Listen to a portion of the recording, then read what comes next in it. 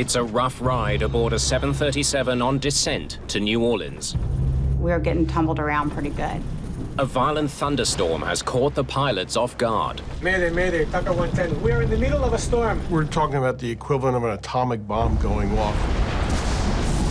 Everything went black. All the alarms start sounding in the cockpit. We lost an engine. Both engines. With no thrust, the plane won't get far. I don't think I will make it. I don't have any power on the engines. 38 passengers suddenly face a terrifying prospect. They will crash in minutes. Look, that's where we're going to go in. You got it, my friend. Unless the crew of Taca Flight 110 can perform one of the greatest feats in the history of commercial aviation. All right. Mayday, Mayday.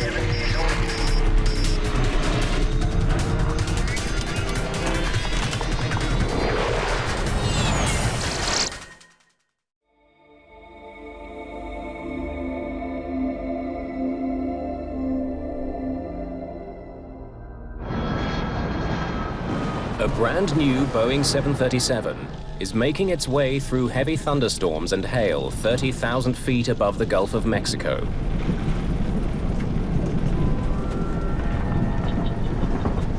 Vamos a tener mal tiempo por un buen rato.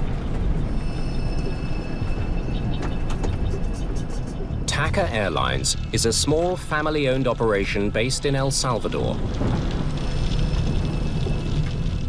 Taca Flight 110 left Belize City less than 2 hours ago, bound for New Orleans. Among the 38 passengers, Gracias. no one is more eager to arrive in the U.S. than Lee Burmeister. I'd been down to Costa Rica for about a month, and my appendix ruptured and had surgery in a small little village. It was a scary time.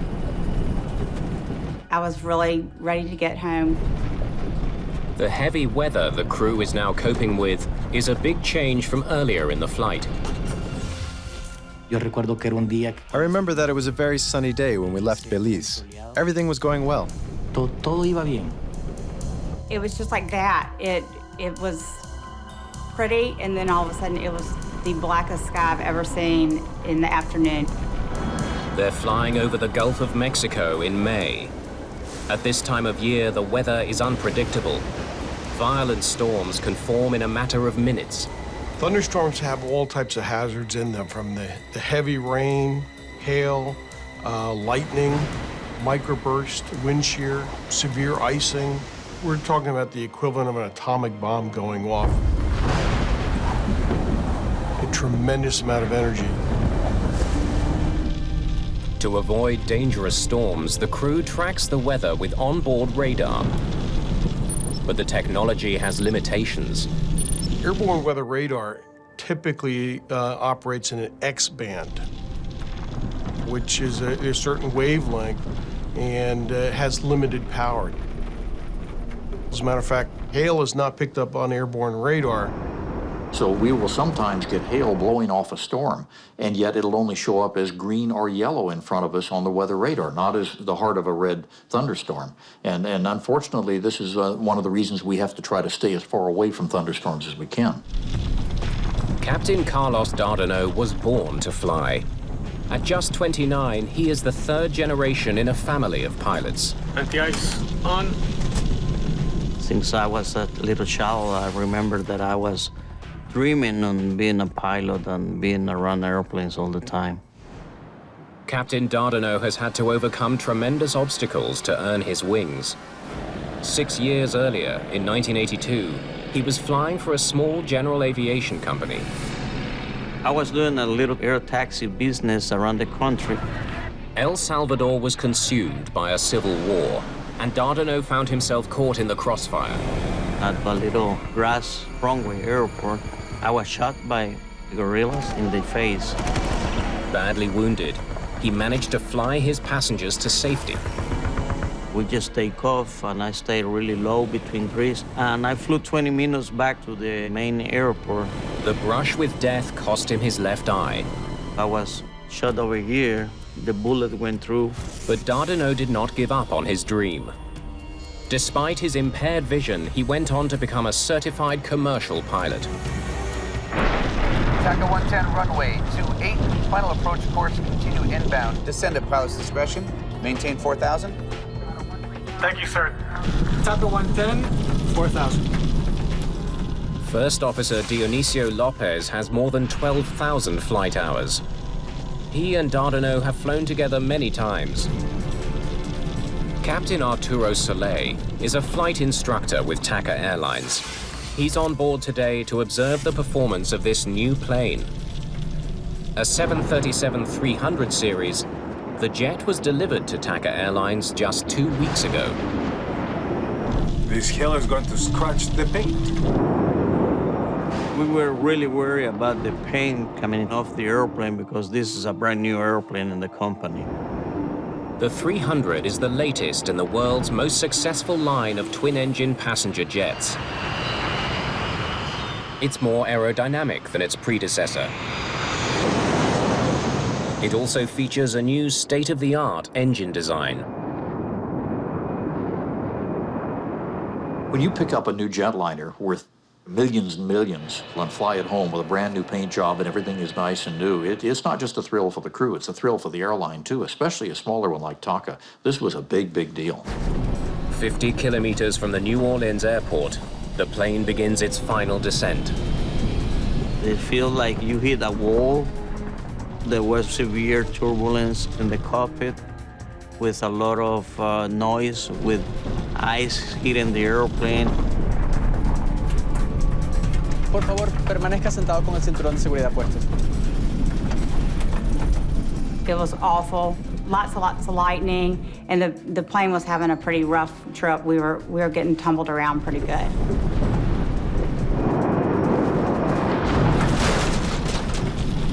As the flight attendants to take their seats. Flight attendants, please take your seats.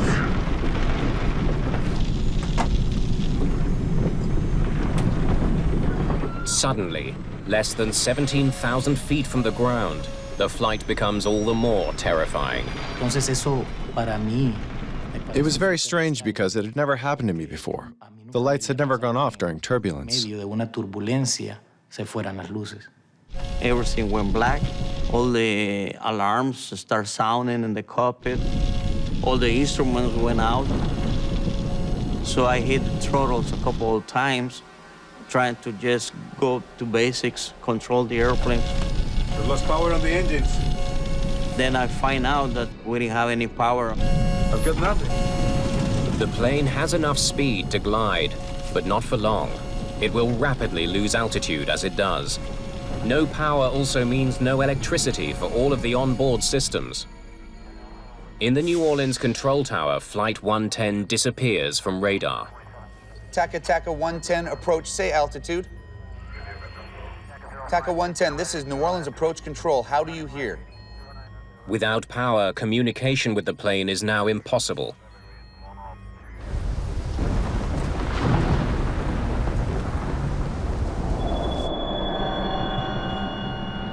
It's really quiet. There aren't any engine sounds. There aren't any lights. It feels like you're in a dark room without any power.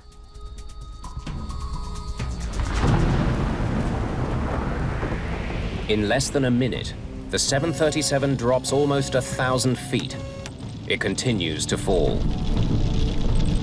We are dropping at 1,500 feet per minute. And without power, there is no way to restart the engines.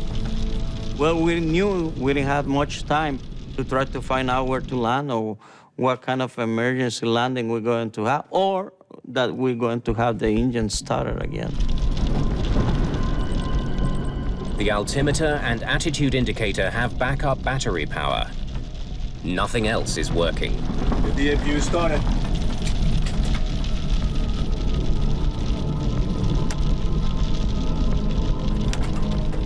The APU, or Auxiliary Power Unit, is a backup generator that provides emergency power to vital systems. But starting it takes time. And with each passing second, Taca Flight 110 falls closer and closer to the water below.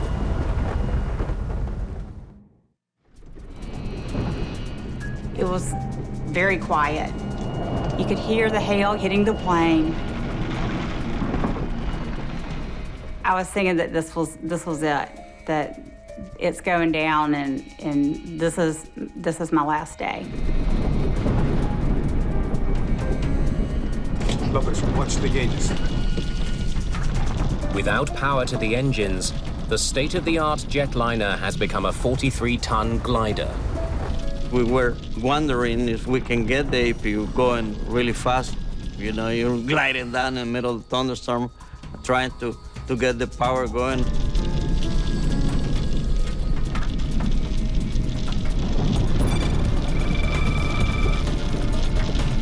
APU's up and running. Y cuando regresaron las luces, When the lights came back on, I was relieved. I thought it was something temporary. No big deal. sucedió, pero que no va a pasar para más.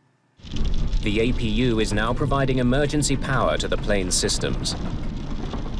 But the engines are still not running. To fire up the powerful turbofan engines, the crew must follow the procedure for a complete engine restart. Fast to idle. Fuel levers off.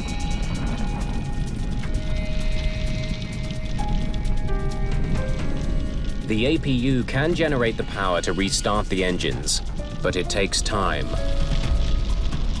It takes like 30 seconds or so, but it feels like your life.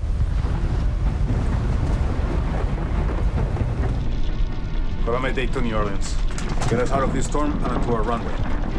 Mayday, Mayday, Taca 110. We are in the middle of the storm, sir. We need vectors to the runway now, sir. We lost an engine. Both engines. Both engines, sir. Both engines. Understand both engines, Taca 110, roger.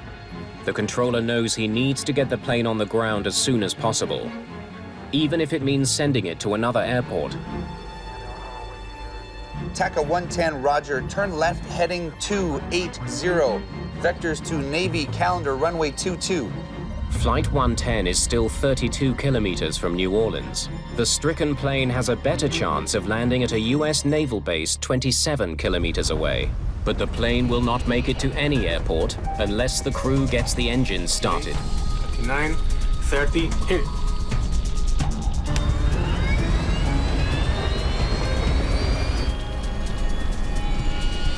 Only 5,000 feet from the ground, the left engine ignites. Speed.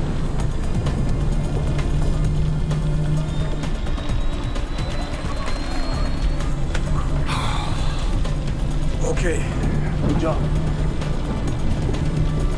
Start working on the other one. The plane can fly with only one engine, but both engines would be safer, especially in bad weather. Request a vector back to New Orleans. Okay, we have one engine back on. Request vectors to New Orleans. Taca 110, Wilco, fly heading 290. Vector around the thunderstorms to your right. Meanwhile, Captain Soleil is taking the steps to fire up the second engine. Here comes the other one. And here comes the other one. Speed. All right. And you got both of them. With both engines back, it appears the crisis is over. Okay, sir, we have both engines back now. We really appreciate what you've done for us. We are going to go down to 310. For the engines to come back on, it really didn't make anybody feel that much better. We are still in a mess. Look, I don't feel any power. Why don't I feel any power? Something's wrong. The engines appear to be running, but they're not providing any thrust.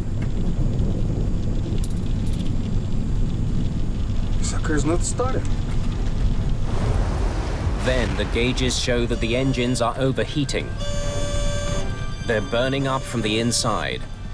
The risk of a catastrophic engine fire now leaves Dardanot no choice. He must do something no pilot would ever want to do: shut down both engines for good. Once again, the plane is without power, and falling fast. We knew that we don't have any possibility to restart the engines, and then we had to start looking for some place to land. The plane is quickly closing in on 3,000 feet.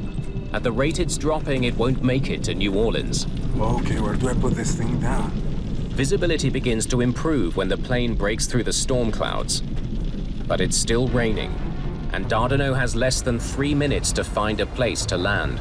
I was seeing just swampy land all over the place.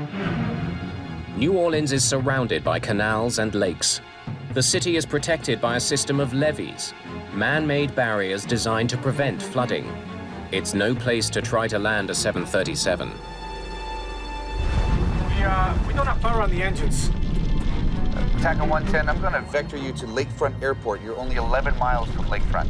I don't think I will make it. I don't have any power in the engines. I guess we'll have to go down. We're going to declare an emergency. We're gonna have to decide where to put this thing. Taca 110, do you have visual reference to the ground at this time? Yes, sir. Taca 110, there is an interstate highway directly ahead of you at 12 o'clock and 7 miles. Let's see where it is. Landing on a highway may be Dardanelle's only option. It was probably a possibility, but you always know that the freeways are full of cars. I said, no way I'm going to try to land in the highway because we'll kill many more people. So that was not our option, really.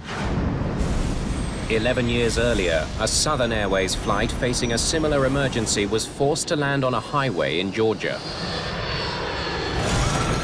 The crash landing killed 9 people on the ground and 63 people on board the plane. I don't think we're gonna be able to make it there.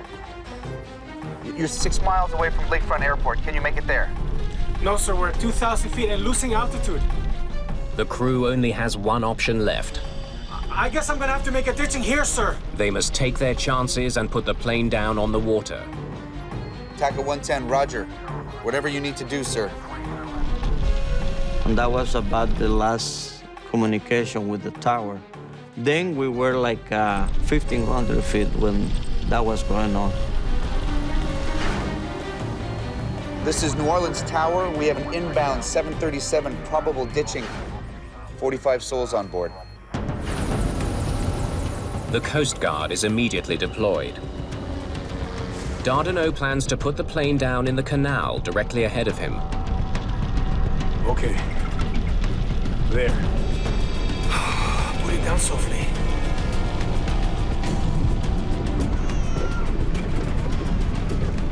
It was kind of the feeling of everyone on the plane that we weren't going to get out of this.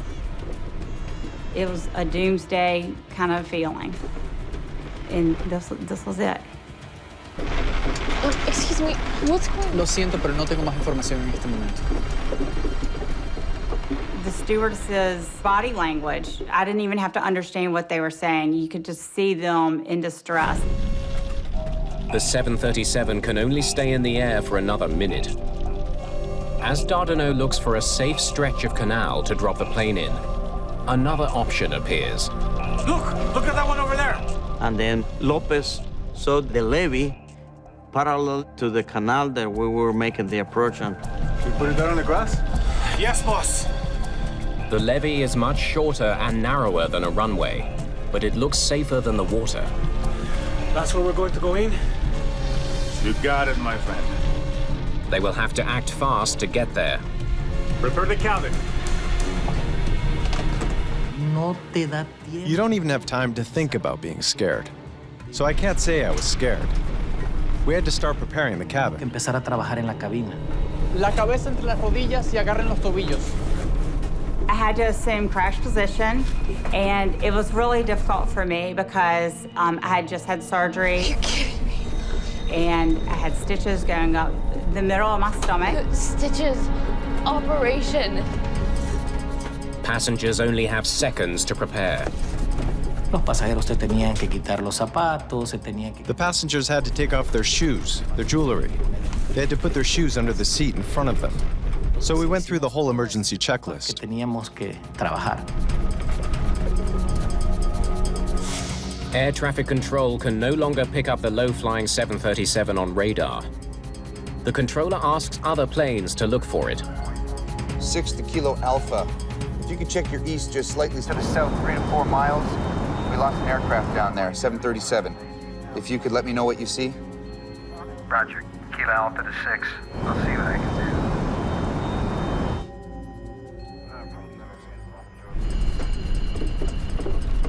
Me sentí con miedo al momento. I felt scared when I got back to my seat. That's the moment when I really got scared. Okay, put the gear down. All right. But Captain Dardanelle is still flying towards the water. Well, the levee was parallel to my right. To have any hope of landing on the levee, he needs to make a sudden and dramatic course correction. That requires a risky maneuver known as a side slip. So we just had to do a little bit side slip to get into position to make a perfect landing. It's a move meant for small planes and gliders, not a 43-ton Boeing 737. But it's a risk he has to take. Agarrate, papá. I prayed. I was in disbelief that this was happening. Only 700 feet separate the plane from the ground. Without engines, the pilots have no thrust reversers to slow the plane when it touches down. Dardanelle has an additional challenge. With only one eye, he's unable to gauge depth as he speeds towards the narrow, rain-soaked strip of grass. Oh, God. Oh, God. I was prepared for the plane to blow up and explode. I was prepared for a tragic event and mentally had said goodbye to my family. This is it. There's a high cement wall in front of the levee and a steep embankment on the left. There may not be enough room to land. Watch out for the wing on that side. I see it. Come on. Aquí te tengo, baby. Aquí te tengo.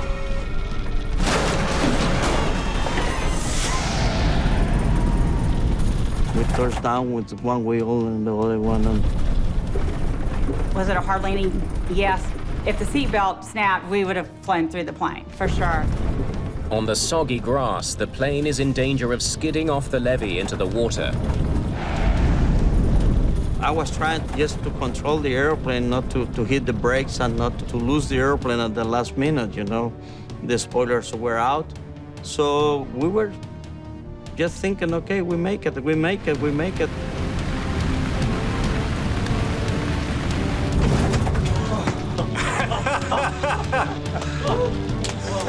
Very good. Very good. Very good, Charlie. Very good, my friend. That was surprise. It was a hard landing, but it was a nice landing, just to be alive.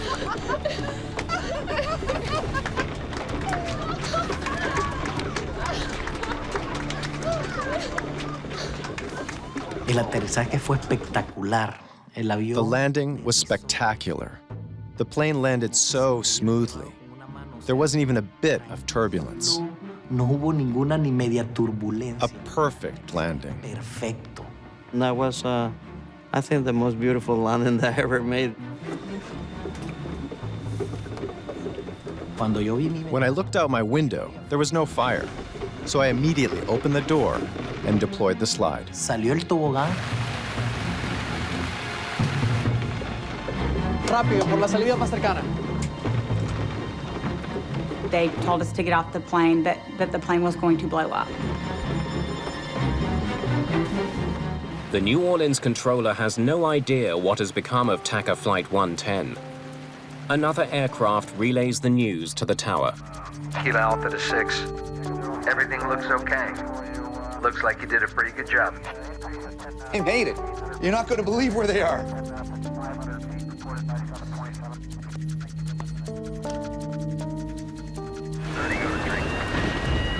For the first time in history, A 737 without any engines has landed safely outside of an airport.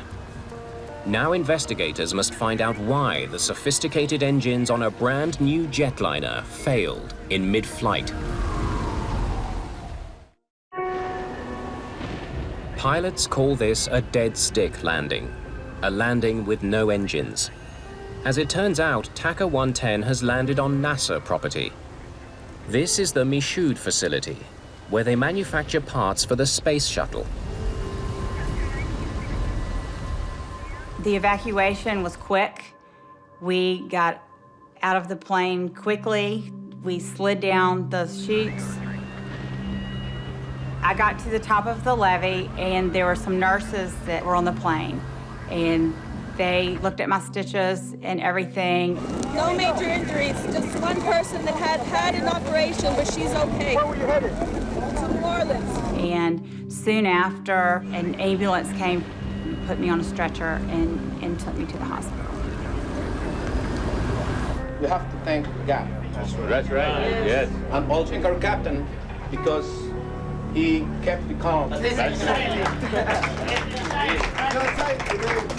I'm going to talk to the captain.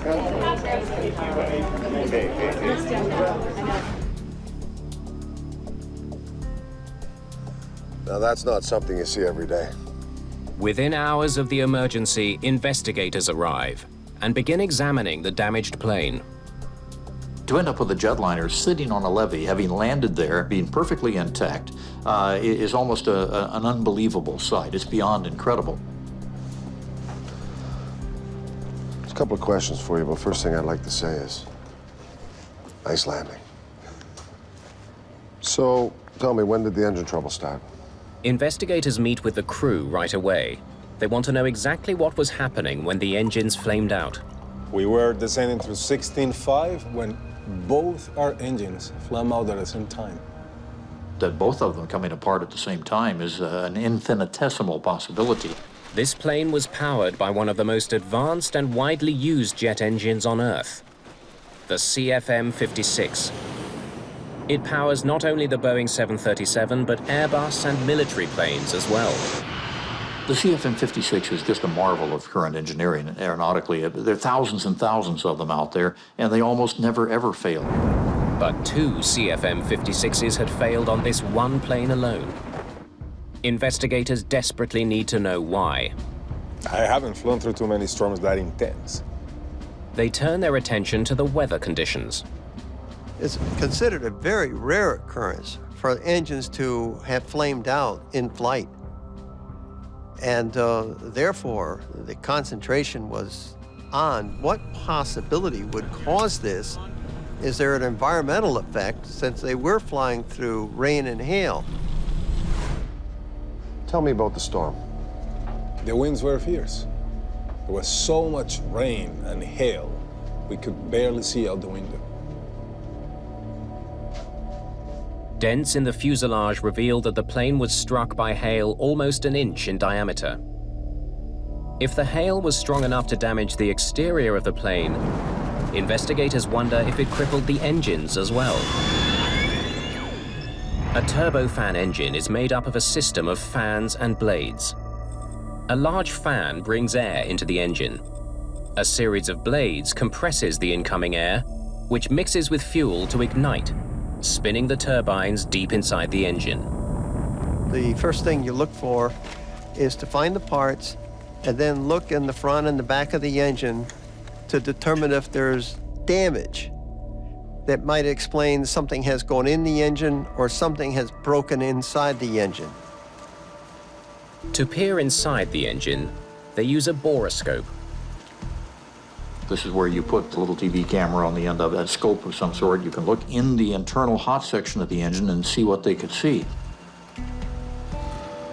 No hail damage to the compressor that I can see. Keep going deeper. Let's see what's at the center. But the turbines deep inside the engine are charred. This. Turbines are almost completely melted. When the engine overheats, if the overheat is allowed to occur long enough, then it will cause melting of the turbine blades. So when did you get the temperature warning? The engines started to overheat right after we started them. And the damage to the turbine, which is the melting of the blades, means that you can no longer produce thrust out of that engine. The charred turbines do not explain why the engine stopped working in the first place. For some reason, Flight 110's engines had quit, restarted, and only then burned up. But before the search for answers can continue, investigators are confronted with another problem. The plane is starting to sink. It can't stay here much longer. Maybe NASA has some ideas.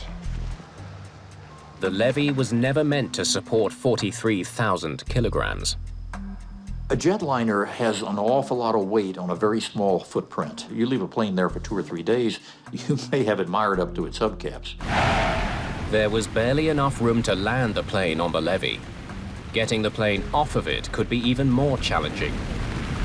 You've got really 3 ways to get this airplane out of there. One is to fly it out, secondly, to disassemble it, or third, put it on a barge. But it's not as easy as it sounds. Disassembling the plane could cause more damage. Do you think we can fly it off? The decision is made. They'll attempt to take off and fly the plane to New Orleans. The very first problem of getting the airplane ready to fly was getting the engines to the point of reliability, which meant they had to replace the right engine. It was just cooked. It was too far gone. Left engine was probably going to need to be overhauled, but they could fly it out with that. After replacing the right engine, they bring in test pilots to get the plane off the ground and to the airport 24 kilometers away in New Orleans. It's a good, safe operation that we're doing here today. We can accelerate up to virtually to takeoff speed, and then if we decided to stop, why, we could stop the airplane.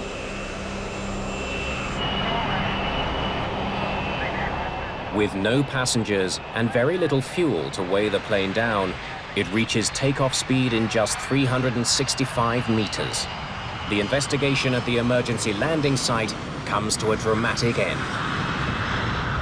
In most scenarios in which an airplane comes down in the wrong place but is still intact, you probably never get it out that way. This just happened to be amazing luck.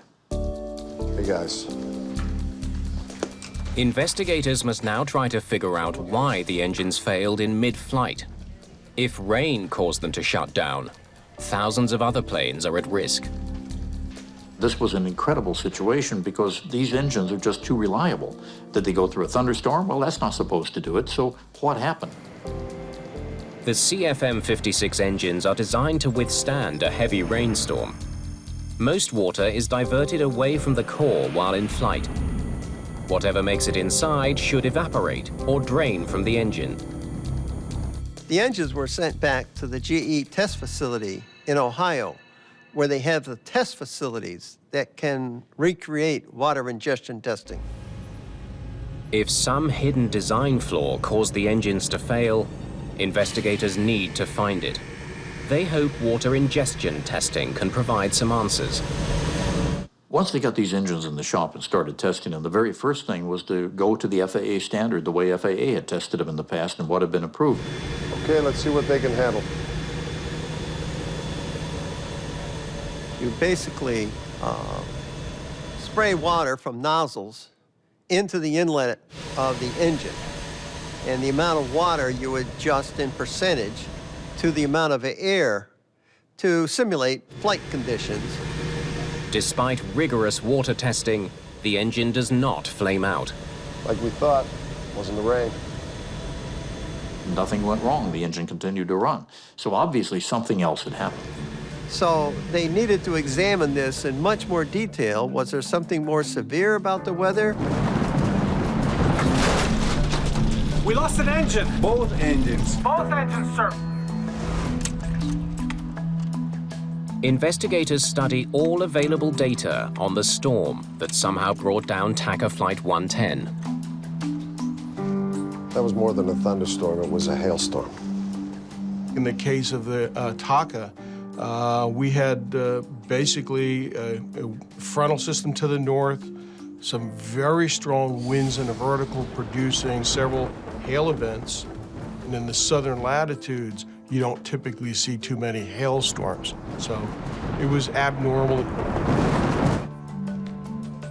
The engines are designed to ingest water, but investigators are unsure if hail acts differently from water inside the engine. They never thought about hail getting into the core. Hail is only created in a thunderstorm. It basically starts as a raindrop. It goes up above the freezing level, freezes, becomes a piece of ice. Then as it gets heavier, drops back down below the freezing level, coats another layer of water around it, and gets back into the updraft again, brought to higher altitudes, and refreezes. So hail is multiple layers of ice that forms on a particle. Investigators learned that the engines were designed to withstand the impact from hailstones of a certain size. The FAA standards called for a mixture of hail sizes of 1-inch and 2-inch diameter balls. Some of the hail Taca 110 encountered was smaller than that.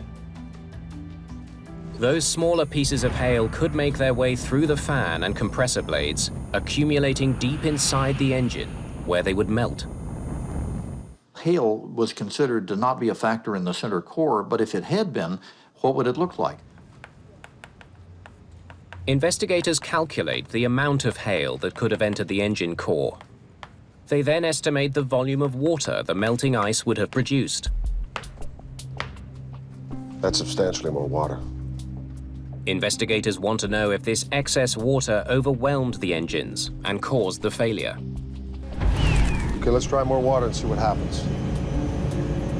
They perform another water ingestion test, this time adding even more water to account for the hail inside the engines.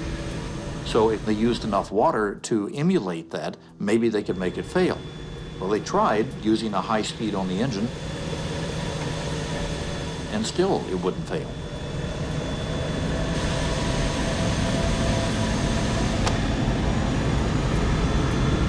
Okay, what are we missing? Or whether there's something unique about the engine operation itself that might have contributed to the engine losing power. Engine performance figures from the flight data recorder give investigators a new lead. Just before the flame-out, engine power was down to 35%. Taca 110 runway 28, final approach course, continue inbound, descend at pilot's discretion, maintain 4,000. Thank you, sir. Taca 410, 4,000. They had just started their descent. Thank you, sir. Taca 110, 4,000. As the plane began its final approach to New Orleans, the engines automatically reduced power to slow down for their descent. At a lower power setting, the engines may not have been able to handle as much water.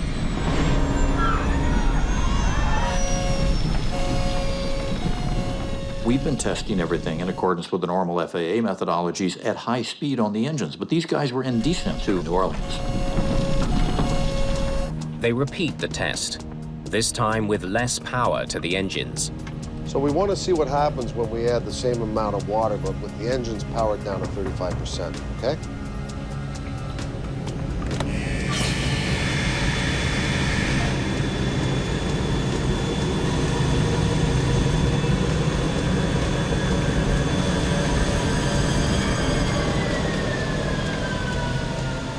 The big aha moment was when they realized that it was the speed of the engine that was managing to get the engine through the ingestion of as much water as they could throw at it, and presumably as much hail. But when the engine went down to idle, that's when they managed to find the key. That's when the engine couldn't handle it. Well, now we know what happened. Bad timing. And that test gave a completely different result. Investigators have discovered why the engines flamed out. it showed something that no one understood at the time, because in all the testing and all the logic that had gone into it, they hadn't taken into account the slow speeds on the engine on descent. At the lower speeds, the hail having a significant velocity and momentum can actually see an opening between the fan blades. And it's able to get through the fan blades and directly into the core. The engines filled with hail and water and flamed out. For investigators, only one mystery remains. Look, don't feel any power. What went wrong after the Taca crew restarted their engines? The sucker's not started. Why did they overheat and fail?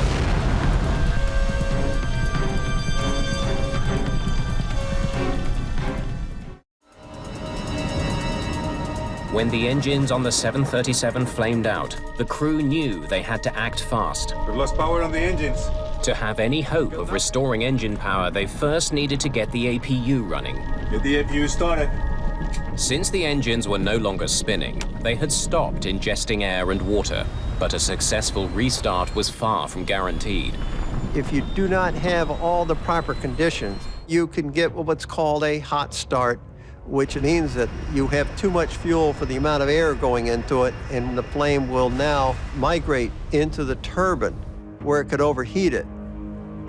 After studying the engine data from the flight recorder, investigators conclude that the overheating and ultimate failure of the engines was in fact due to a hot start. Mayday, Mayday, Taca 110. We lost an engine. Both engines. Both engines, sir. Both engines. With his engines flooded with fuel and no time to properly drain them, Dardanelle hit the ignition switch. If it didn't get all the timing correctly, then this is what's going to happen. You're going to get a hot start. I can't be critical of a pilot in that condition. That aircraft is coming down. Rain and hail from an intense storm crippled a modern passenger jet and nearly led to disaster. Investigators must find a way to make sure it never happens again. One of the beauties of aviation and aviation safety is when we find there's a problem, everybody works together to solve it. And in this case, the problem indicated a need for an engine change, not a complete design overhaul, but just a few tweaks. But that was done almost immediately, much to the credit of everybody involved. The shape of the engine nose cone and the spacing of the fan blades are modified in order to better deflect hail away from the core. Also, additional bleed doors are added to drain more water from the engine. That sort of thing hasn't happened again, and there are thousands and thousands of these engines flying every day for hours and hours and hours. Within a year of the incident, 737-300s around the world are retrofitted with the upgrades. The plane involved in the daring landing is back in service within a month. Look at that one over there. That's where we're going to go in. You got it, my friend. The crew's actions on Flight 110 are legendary in the aviation world. The decision-making at the very end, when they were going to put it in the canal and saw an opportunity to put it on dry ground and did so, that was superlative. It was the decision-making. Investigators credit the calm nerves and determination of Captain Dardanelle. Watch out for the wing on that side. I see it. For avoiding what could have been a fatal disaster.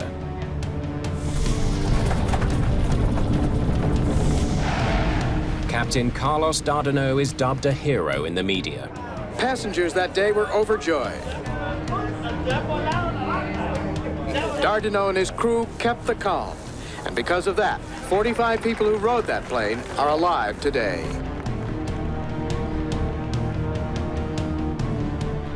Today, the Dardanelle family tradition continues.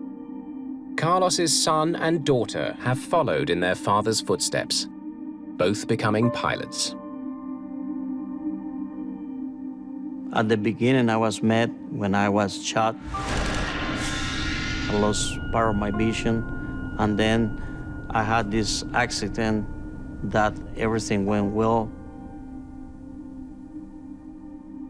And 20 years later, I have a career, I have a good life, and life is for a reason is for life.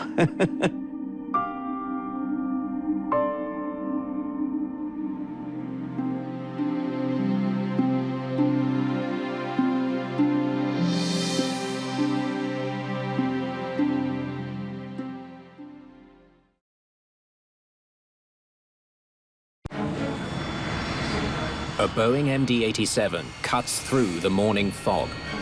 The accident was inevitable. They were doomed.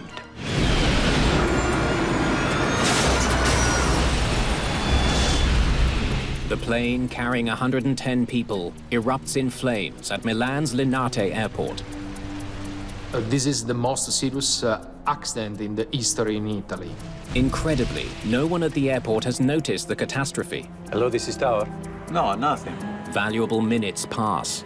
It was astonishing. Air traffic control still doesn't know what happened.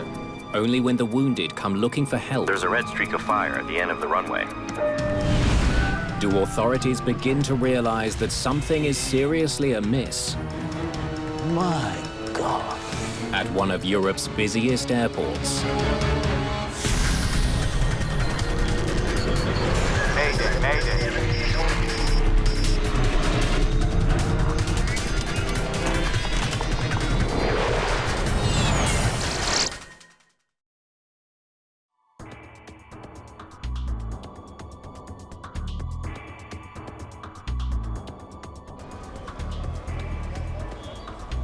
Milan.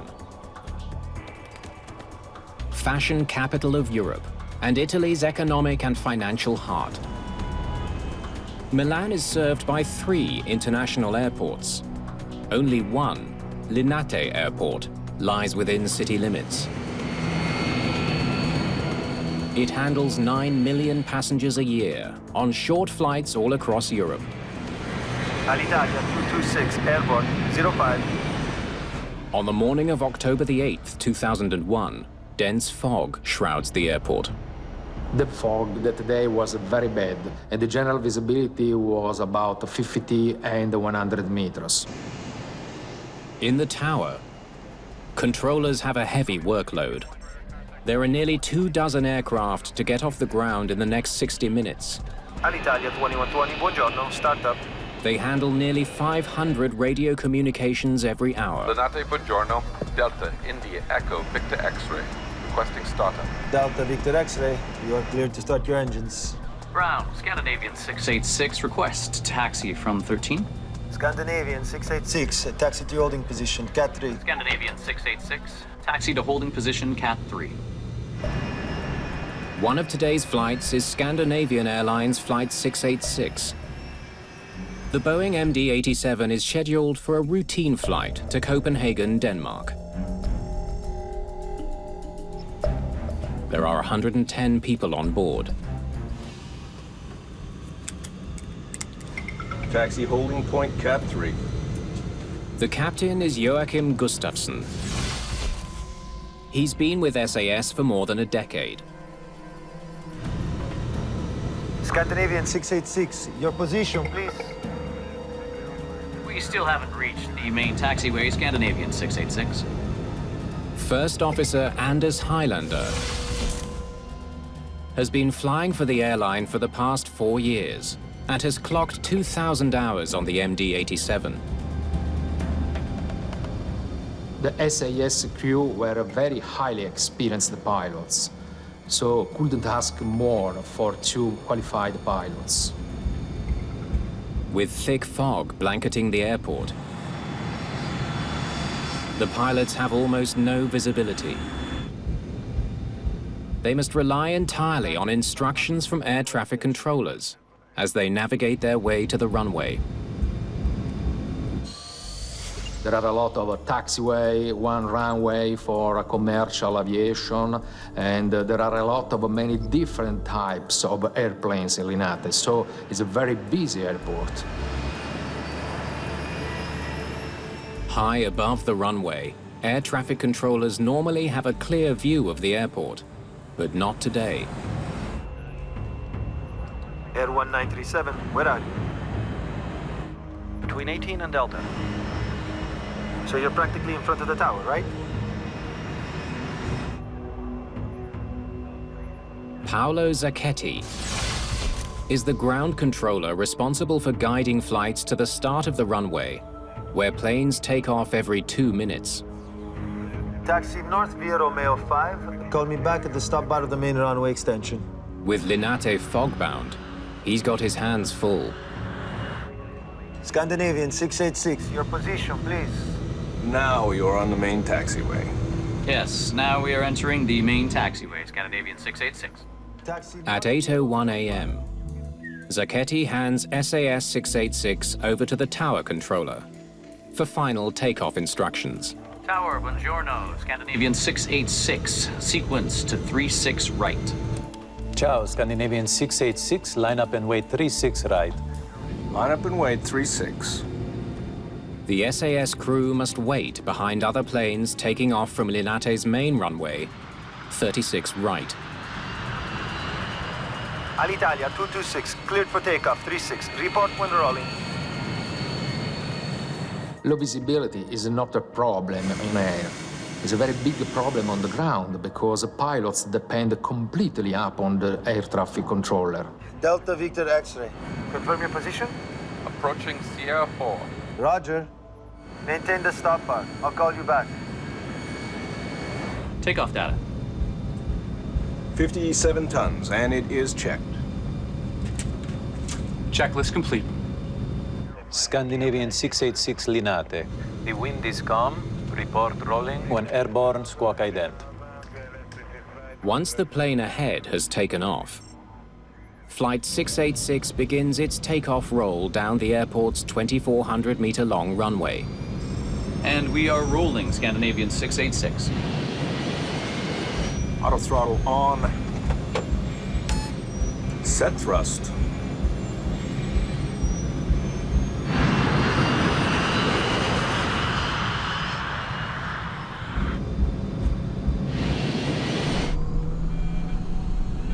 V1. At a speed of 140 knots, Rotate. the pilots lift the plane off the ground.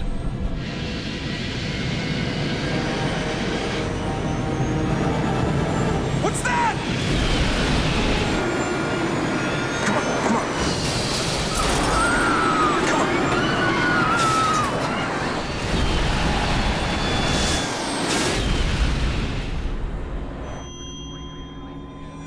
Something catastrophic has happened to Flight 686. But because of the thick fog, no one in the control tower has any idea. It was astonishing, so close to the tower, and nobody was aware about this. Out on the tarmac, ground workers have heard a series of loud noises. Hello, this is Tower. We heard a number of bangs like an engine. We heard it too, but we don't know what it was. It seemed as if somebody was climbing these steps. You don't have anything abnormal?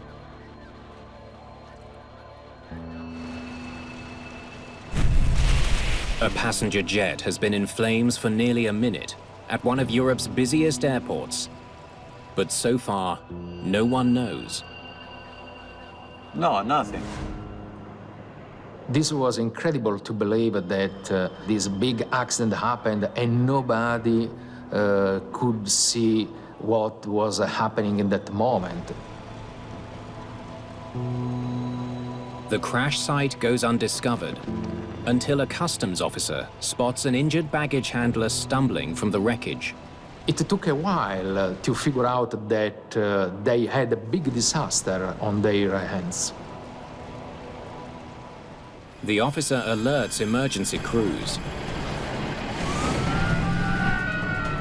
But the controllers still don't know there's been an accident. Incredibly, Linate Air Traffic Control still doesn't know what happened. Only now does the tower controller check for the SAS flight on his radar. He can't find it. The radar does not show the plane flying away from Linate. Then they get a radio call from another plane. There's a red streak of fire at the end of the runway. Finally, almost 3 minutes after the accident, Linate Air Traffic Control raises the general alarm. They ground all departing planes and close the airport to incoming traffic.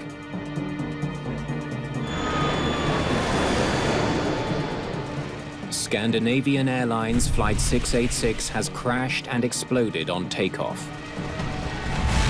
But no one yet knows the true scope of this disaster.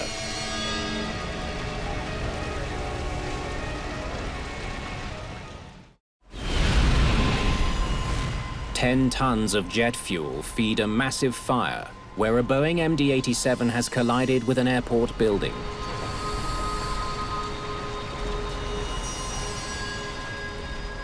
Awful, terrible devastation, the collapse of a roof of the hangar, and the saucer plane completely destroyed in many different parts, and unfortunately the dead bodies. The rescue people had problems to enter a cargo building to rescue victims because the airplanes was blocking the entrance.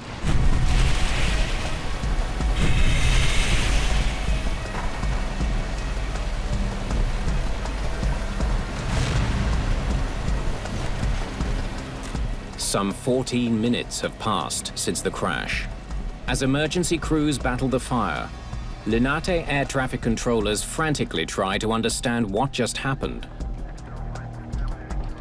There are 2 aircraft unaccounted for. Paolo Zucchetti discovers a private Cessna Citation did not return to its parking position after all planes were grounded. The main attention was focused on the saucer plane, so nobody thought that there was another plane. A private aircraft is missing, a Cessna 525. Ground crews search for the missing plane. Finally, 26 minutes after the crash, they find the Cessna burning and in pieces, halfway down runway 36R. It appears there's been a collision. It's hard to believe that after half an hour, people became aware about the fact that the Cessna was on the main runway. There is another aircraft in the accident near Romeo 6. Air traffic controllers are mystified. How did these 2 planes end up on the same runway at the same time? What's that? Come on.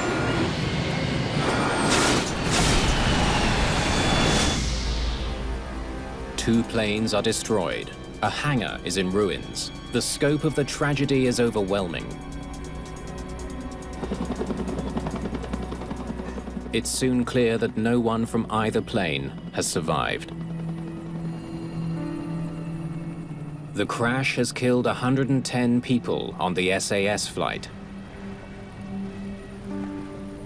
and 4 on board the Cessna. Inside the collapsed hangar, 4 more people have died. 118 fatalities in all.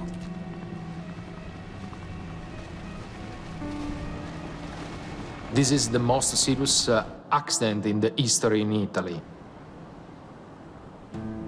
You can't imagine. I haven't taken it all in. I heard 3 explosions. Boom, boom, boom, and then a huge flame, a long one. First there was a crash. Then this hot air that was inside. This extremely hot air that burnt my head.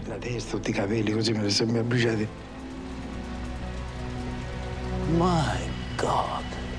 Mario Pica is the lead investigator for Italy's National Agency for Flight Safety, the ANSV, but he's not in command of the crash site. It took me a few hours to get access to the scene of the accident.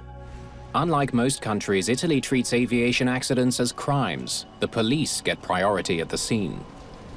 After an air crash in Italy, the criminal investigation automatically begins, and the police is involved in analyzing this event.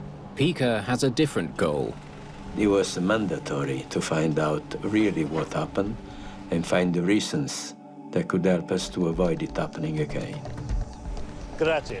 First thing I remember was to have a look at the baggage hangar, where the rescue workers were still busy taking out pieces of rubble at the aircraft and looking for bodies and possibly survivors.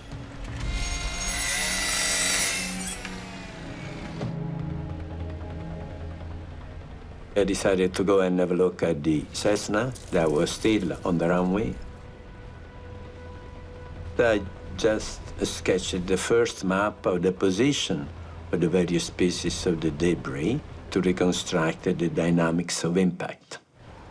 And they were intermingled, pieces from the Cessna and pieces from the MD-87. As lead investigator and a pilot, Pica knows the most valuable information in any air disaster comes from the black boxes. But the Cessna was not equipped with either a cockpit voice recorder or a flight data recorder. The absence of the flight recorders were really a drawback because they are very helpful in any investigation to precisely define what happens. The Swedish Accident Investigation Board sends a team to Milan. It includes technical specialist Tom Zollner and lead investigator Frank Christensen from SAS. They will work with Pica to unravel the accident. We were called to be part of the investigation as it was in the Scandinavian Airlines plane. I guess we'll have to wait for authorization. We realized that the investigation in Italy was different what we learned. In Italy, they conducted as a criminal investigation, and we as investigators has to wait. Damn. We're really not happy about that. We would like to see what the planes looked like, how the accident site looked like. We were not allowed to be near the accident site. The media worldwide attention was on the Linate disaster. The SAS airliner headed for Copenhagen slammed into the private And jet. so what happened in Linate? What were the main causes of this accident? What were the main responsibilities for this? Investigators soon make a troubling discovery about Linate Airport. So, you're telling me there have been a lot of these incidents before? Air traffic controllers reported we have an average of nearly 1 runway incursion per week. It appears the 9 million people who use this airport every year have been in danger for some time. There have been other runway incursions. This was shocking. Less than a month before the collision, a near miss on the same runway. With an aircraft entering the runway while another aircraft was taking off. It was really a big shock for us that it happened that often at the Linate airport. Clearly, something is very wrong at Linate. The morning after the crash, investigators face national and international pressure to figure out what it is. Meanwhile, there were prayers for victims of the crash, Italy's worst ever civil aviation disaster. Finally, the entire investigative team is given access to the crash site. All of us were trained investigators, and we knew what we were going to investigate and how to do it. But authorities have thrown a major obstacle in their path. So where's the plane? The police have ordered airport workers to move the debris off the runway and away from the baggage hangar. We got very angry. The removal of the debris actually removed a lot of valid information, which we now never could see. Debris from both planes has been piled on a concrete helicopter pad.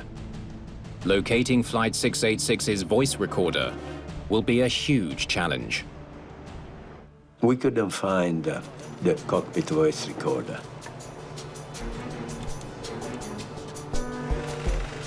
The importance to find the CVR was to check if the crew realized the collision was actually going to take place and see how well they were trying to avoid it. We can't know what the crew were doing without the CVR. We had to learn about the possible takeoff clearance and if there were crew errors. Did the receiver take off clearance or did they not? Here's what we know so far. The MD-87. Measuring the distance, we ascertained that the MD-87 had traveled for about 40 seconds and gone 1,500 meters before striking the Cessna. It was clear that A collision had occurred on the main runway at the interception from taxiway. The MD-87 had continued its run, deviating slightly to the right until hitting the baggage hangar. Here. Weather reports show that visibility was only 50 meters at the time of the collision. With the heavy fog of that morning, it was clear that the environmental factor was a contributing cause of the event. V1, rotate. Imagine an aircraft traveling at 72 meters per second. What reaction time would have needed to avoid the collision? The SAS pilots would not have been able to see the Cessna on the runway until a split second before impact. What's that? But fog should not cripple a major airport like Linate. Modern airports use a system of regulations and safety equipment when operating in low visibility. Airports avoid incursions by having a defined low visibility operating rules. These rules can be augmented by technology, ground radars, alarm systems, and other things. Airport runways and taxiways are broken down into a series of checkpoints known as stop bars. Aircraft must always wait for authorization before passing, like a car must wait for a green light. The system is designed to keep planes from colliding. Planes can avoid each other at night, so why should there be any difference in fog?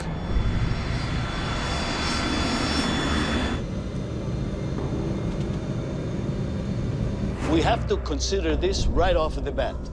One of the first thoughts that came to mind was pilot error. The possibility of a pilot error. One of the pilots was not where he was supposed to be. Investigators need to know which one. The worst air disaster in history occurred under eerily similar conditions. On the island of Tenerife in 1977,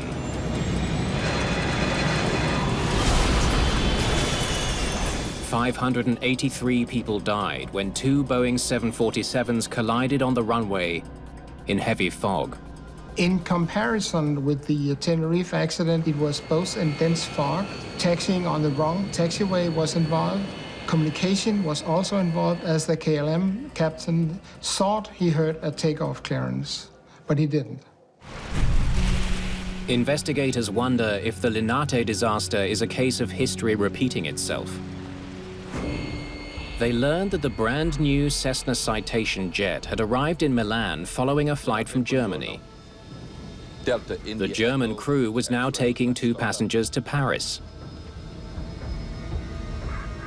Since the Cessna was not equipped with a cockpit voice recorder, and the CVR from SAS Flight 686 has not yet been found, investigators have only one record of what happened: the air traffic control recordings. We have to listen to the facts. Our expectation was that the ATC recording would reveal what actually was being said that morning. Investigators paid close attention to Paolo Zacchetti's conversations with the Cessna, call sign Delta Victor X-ray. Delta Victor X-ray, taxi north via Romeo 5. Call me back at the stop bar of the main runway extension. Roger, via Romeo 5. Call you back before reaching main runway. The Cessna was instructed to go north from the apron, along taxiway Romeo 5, to a taxiway that runs parallel to runway 36R. The route should have kept the Cessna off the runway. But he ended up here instead. Investigators make a shocking discovery. The Cessna went south from the apron, not north as instructed. It now appears the pilots made the fatal error that caused the accident. Call you back before reaching main runway. The control tower recording makes it clear. The Cessna pilots got lost on the way to the runway. The Cessna didn't follow the taxiway Romeo 5 for which it had been authorized, but took instead taxiway Romeo 6. The revelation leads to an important question. So why didn't anyone notice? Delta Victor X-ray, continue your taxi on the main apron. Roger. Continues the taxi on main apron, Delta Victor X-ray. That is correct, and please call me back entering the main taxiway. Main apron? Main taxiway? The recording reveals that the air traffic controller did not clearly distinguish between aprons and taxiways. His choice of words may have led the Cessna pilots to believe they were headed the right way. An apron is a restricted section of an airport where planes park, are loaded, or refueled. Taxiways are roads from the apron to the runway.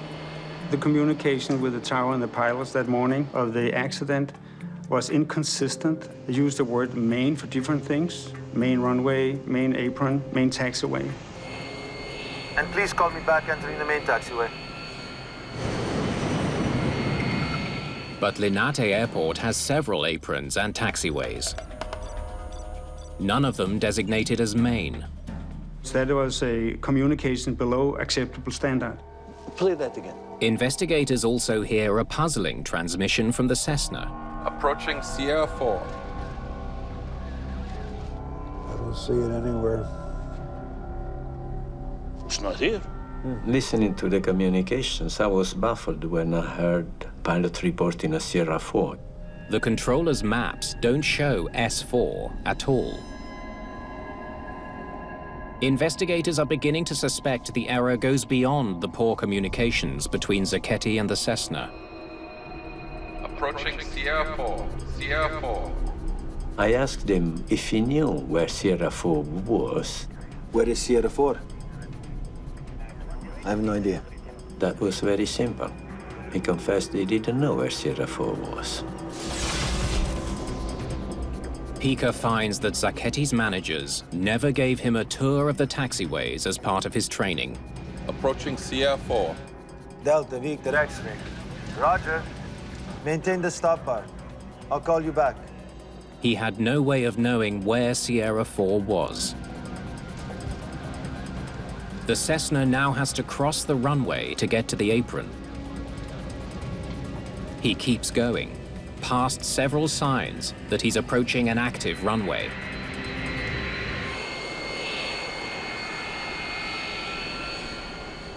Air traffic controller didn't stop the Cessna. Delta Victor X-ray. At that moment, the tower clears the MD-87 for takeoff. Scandinavian 686 Linate, cleared for takeoff. Continue your taxi on the main apron. He should have stopped the Cessna, but unfortunately... Roger, continues the taxi on main apron. He thought that the Cessna was on R5 taxiway. The Cessna pilot makes a fatal mistake. With the MD-87 now traveling at 260 kilometers an hour, he taxis across the runway.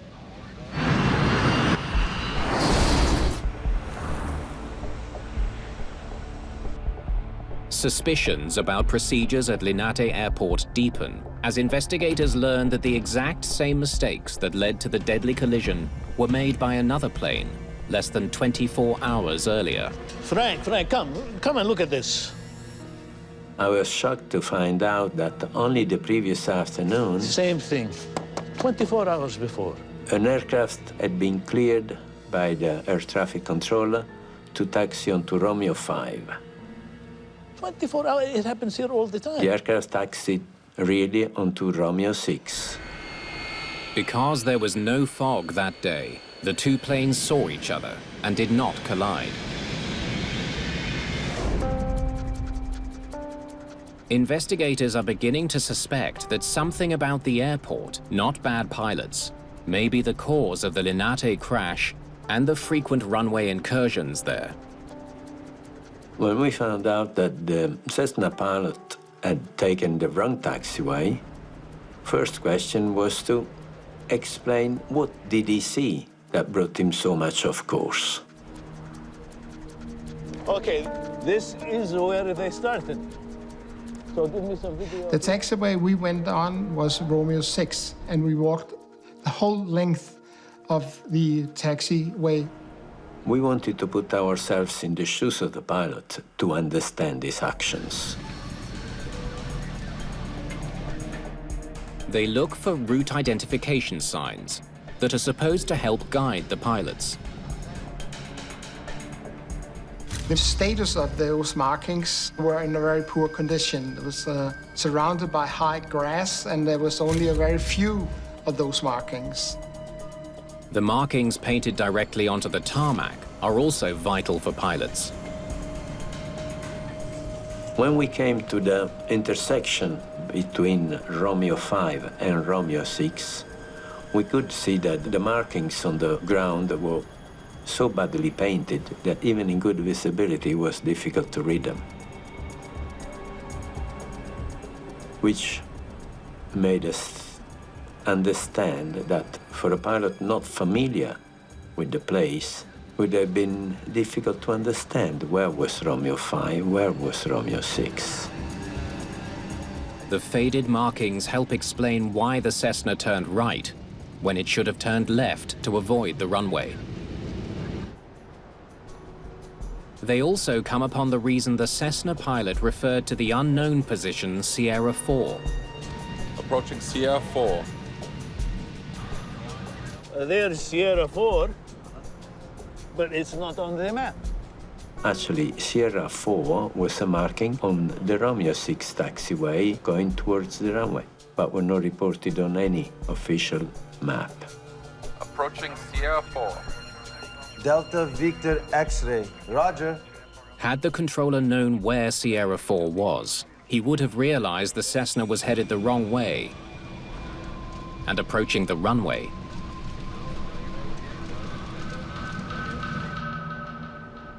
But inadequate markings and maps still don't explain the collision.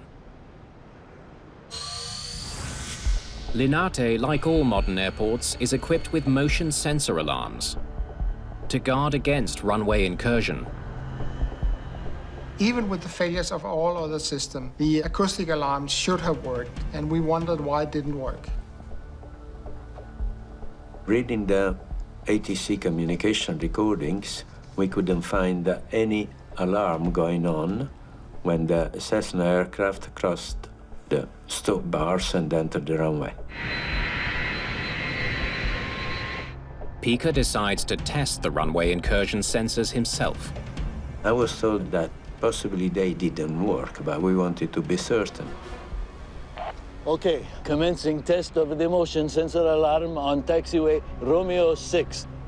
So, one night, when the airport was closed, we made an experiment going over and over through the sensors, but we had a man on the tower just to make sure that the alarm didn't go. Anything? No, nothing. Again. Eventually, we found out that those alarms had been deactivated years before to avoid unnecessary alarms that were triggered eventually by an animal crossing or a car doing an inspection during the night. 1 week after the accident, investigators still have not located the cockpit voice recorder amid the aircraft wreckage. Finding the CVR was crucial in order to establish that there was no problems prior to impact. So I decided to sort through this giant pile of rubble and concrete and steel, and eventually we did find the CVR. The CVR of the MD-87 was carefully analyzed to find out what had been said on board, what kind of procedures were being done. Scandinavian 686 Linate, clear for takeoff 36. The recording shows that the SAS crew did receive the proper clearance to proceed down runway 36R. Cleared for takeoff 36 set. The SAS crew played no role in causing the accident. They were the victims of the airport's failings. The investigation has identified one final factor that underlines how dangerous conditions at Linate had become. No. There is no ground radar at Linate. We have not had it in years. The ground radar of Linate, the old one was dismantled. The new one was in boxes. It had been there for years and not yet installed. Why? I don't know. Airport ground radar systems detect movement of all aircraft and vehicles. A vital piece of safety equipment at a busy airport. If you have ground radar, it's a good tool to establish what's going on at the airport, even in low visibility conditions. We can certainly say that if the ground movement control radar had been in place, the ground controller would have had the opportunity to see the aircraft crossing the stop bars, and possibly then would have stopped the aircraft before the collision happened. Delta Victor X-ray. Confirm your position? The Cessna took the wrong path due to flawed taxiway markings. Without ground radar, controllers couldn't properly monitor the movement of the Cessna. Add fog into the mix, and disaster was inevitable. When the Cessna and the SAS aircraft started moving, they were both doomed. The accident was now inevitable. Scandinavian 686 Linate, clear for takeoff, 36. Delta Victor X-ray. Continue your taxi on the main apron. And we are rolling, Scandinavian 686. Roger, continues the taxi on main apron. V1, rotate.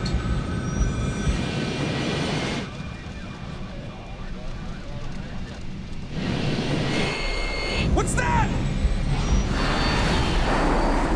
The cockpit voice recorder gives investigators a detailed picture of what happened at the moment of impact. Noises in the cockpit would also tell us the different controls being moved, and the ambient noise from the area mic would give us information of some of the sounds during the collision. What's that? We realized that the impact was more than one collision. It was actually several collisions in half a second. When that half second of audio is analyzed more closely, investigators discover it contains several distinct sounds. So we exposed this data over the schematic of the aircraft, showing the travel of the sound. By doing that, we could analyze that we have several points of impact during the collision. The painstaking research gives investigators a better understanding of how the two planes came together on the runway. The MD-87 first hit the Cessna with its nose landing gear at the Cessna stabilizer. And then, in a short order of time, the left-hand main landing gear of the MD-87 hit the outer part of the right-hand wing of the Cessna, and then the biggest impact was the right-hand main landing gear of the MD-87, cutting through the cabin of the Cessna. Investigators conclude the MD-87 lost its right engine after the impact. The plane would have been almost impossible to fly. But remarkably, the pilots almost managed to do just that. After the collision, the MD-87 did actually got into the air. According to the flight data recorder, the aircraft was airborne almost 9 seconds. The captain made a heroic attempt to fly the airplane. Come on. He tried to accelerate the left-hand engine and use it, but they had ingested too much debris.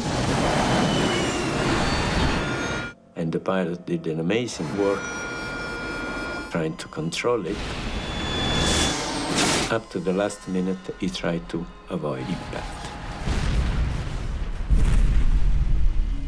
The pilots could not have done anything to avoid this accident because the aircraft was traveling too fast. Such a big aircraft cannot respond on a dime. It's impossible. I believe that both crew and both airplanes think they did everything right until the moment of impact. It's now clear that a badly flawed control system at Linate Airport led directly to the crash. What's more, it's beginning to look like organizational failures may also have prevented rescue personnel from saving lives.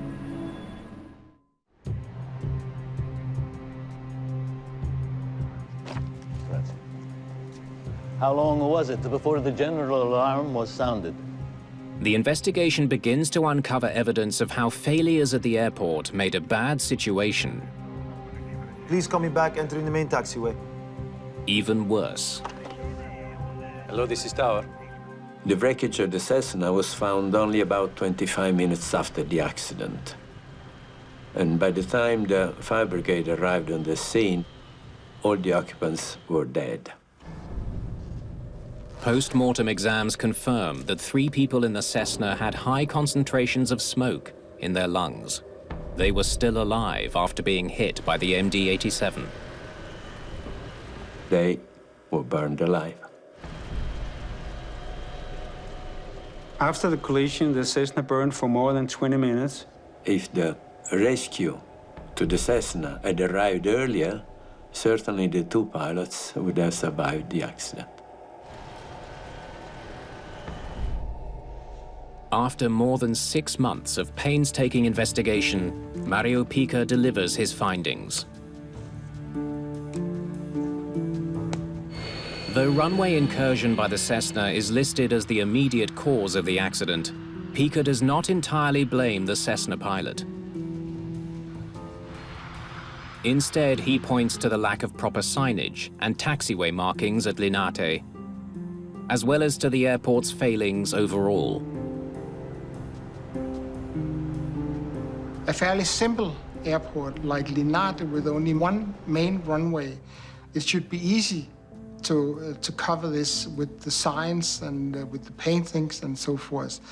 But apparently everything which could go wrong did go wrong at that airport. Delta Victor X-ray, taxi north via Romeo 5. Call me back at the stop bar of the main runway extension. And for some of the people involved, the fallout is especially harsh. Ground controller Paolo Zacchetti, along with high-ranking officials from the agencies which oversee Linate, are handed prison sentences. The judgment sparked intense debate. Should human error in air accidents be considered a criminal act? I defined the ground controller as the 119th victim of the case. I didn't have the equipment that could have made me aware of what was happening. Delta Victor X-ray, continue your taxi on the main apron. Roger. Yes, it is true he did make a mistake, but he is the result of a system that failed. Because of the tragedy, Linate Airport underwent a major overhaul designed to improve safety. Linate improved the airport by installing the ground radar, and some of the markings and signage was repainted. The runway incursion alarm are functioning now.